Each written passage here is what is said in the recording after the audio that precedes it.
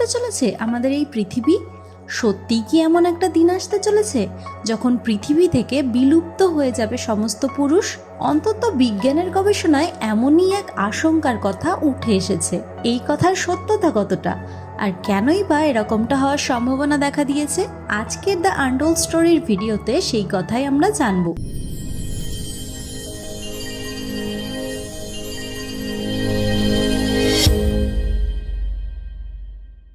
ধর্মে বলা হয়েছে নারীর সৃষ্টি হয়েছে আদমের পাঁজরের হাড় থেকে, কোথাও বলা হয়েছে ব্রহ্মার নাভি থেকে। বিজ্ঞানের ভাষায় বলা হয় নারীর সৃষ্টি হতে গেলে লাগে দুটো এক্স ক্রোমোজোম, আর পুরুষ সৃষ্টি হতে গেলে লাগে একটা এক্স ক্রোমোজোম এবং তার সঙ্গে একটা ওয়াই ক্রোমোজোম। এখন প্রশ্ন হচ্ছে, এই ক্রোমোজোম জিনিসটা কি? ধরে নিন আমাদের শরীরটা একটা বাড়ি তৈরি করতে গেলে যেমন একটা ইটের উপর আর একটা ইট সাজিয়ে সাজিয়ে কাঠামো গড়তে হয়, মানুষসহ সমস্ত জীবের দেহ সেরকম কোষ বা সেল সাজিয়ে সাজিয়ে তৈরি হয়।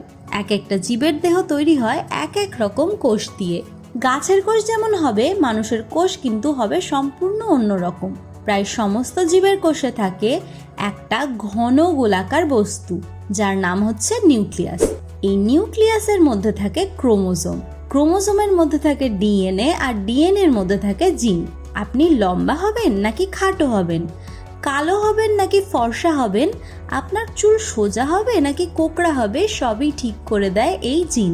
সমস্ত মানুষের শরীর তৈরি হয়েছে অসংখ্য কোষ দিয়ে, কিন্তু প্রত্যেকটা কোষের নিউক্লিয়াসে ঠিক 46টা ক্রোমোজোমই থাকবে, একটাও কম বা বেশি হবে না। কম বা বেশি হলেই কিন্তু বিভিন্ন জিন ঘটিত রোগ দেখা দেবে। এই 46টা ক্রোমোজোমের মধ্যে 44টা ক্রোমোজোম ছেলেদের ও মেয়েদের উভয়ের ক্ষেত্রেই একই রকম কাজ করে, যেমন চুল, গায়ের রং, চোখের রং, উচ্চতা ইত্যাদি বৈশিষ্ট্য ঠিক করে দেয়। কিন্তু বাকি দুটো ক্রোমোজোম ঠিক করে নারী ও পুরুষের বিশেষ বৈশিষ্ট্য। মেয়েদের ক্ষেত্রে এই বাকি দুটো ক্রোমোজোম হলো এক্স এক্স ও ছেলেদের ক্ষেত্রে হলো এক্স এবং ওয়াই। মানুষ ছাড়াও ইঁদুর, গিনিপিগ এবং অন্যান্য স্তন্যপায়ী প্রাণীদেরও পুরুষ লিঙ্গ নির্ধারণ করে এই ওয়াই ক্রোমোজোম। তাহলে নারী ও পুরুষ দুজনের দেহেই একটা করে এক্স ক্রোমোজোম থাকলেও এই ওয়াই ক্রোমোজোম কিন্তু শুধু পুরুষদেরই থাকে, আর এই ওয়াই ক্রোমোজোমে থাকা জিনগুলোই পুরুষের বিশেষ বৈশিষ্ট্য প্রকাশ করে। তার মানে হলো ওয়াই ক্রোমোজোম থাকলেই কোনো মানুষ পুরুষ হয়ে উঠতে পারে। এক্স ক্রোমোজোমের চেয়ে ওয়াই ক্রোমোজোম আকারে অনেকটাই ছোট। এক্স ক্রোমোজোমে থাকে 900টি জিন, যেখানে ওয়াই ক্রোমোজোমে থাকে মাত্র 55টি জিন। বিপদের আশঙ্কা ঘটেছে এখানেই। সম্প্রতি এক গবেষণায় জানা গিয়েছে ওয়াই ক্রোমোজোম নাকি আস্তে আস্তে আরও ছোট হয়ে আসছে। এমনকি আজ থেকে 166 মিলিয়ন বছর আগে এক্স ক্রোমোজোমের মতো ওয়াই ক্রোমোজোমেও থাকতো 900টি জিন, যেখানে আজ তা মাত্র 55টি জিনে গিয়ে ঠেকেছে।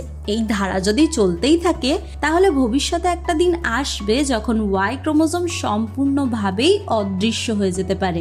তখন হয়তো আর কোনো পুত্র সন্তানই জন্মাবে না, শুধুমাত্র কন্যা সন্তানই জন্ম নেবে এই পৃথিবীতে।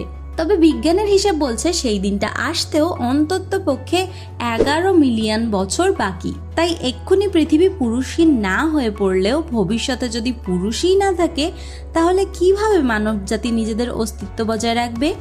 এই চিন্তাতেই ঘুম উড়েছে বিজ্ঞানীদের। তবে এরই মধ্যে আসার আলো দেখাচ্ছে ইঁদুরেরা। ঠিকই শুনেছেন, স্পাইনি ইঁদুর নামে একরকম প্রজাতির ইঁদুরের মধ্যে ওয়াই ক্রোমোজোম নেই, তবুও তারা নিজেদের প্রজাতিকে বাঁচাতে পারছে।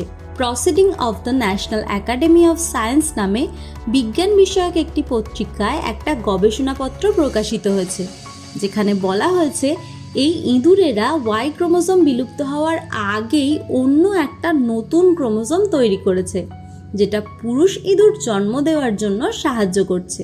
তো কি মনে হয়, মানুষ জাতীয় কি ইঁদুরদের মতো নিজেদের অস্তিত্ব টিকিয়ে রাখতে পারবে? এই উত্তরটা না হয় ভবিষ্যতের জন্য তোলা রইল। তবে এরকম ইন্টারেস্টিং তথ্য আরও জানতে চ্যানেলটিকে সাবস্ক্রাইব অবশ্যই করুন, আর কমেন্টের মাধ্যমে নিজেদের মতামত জানাতে ভুলবেন না।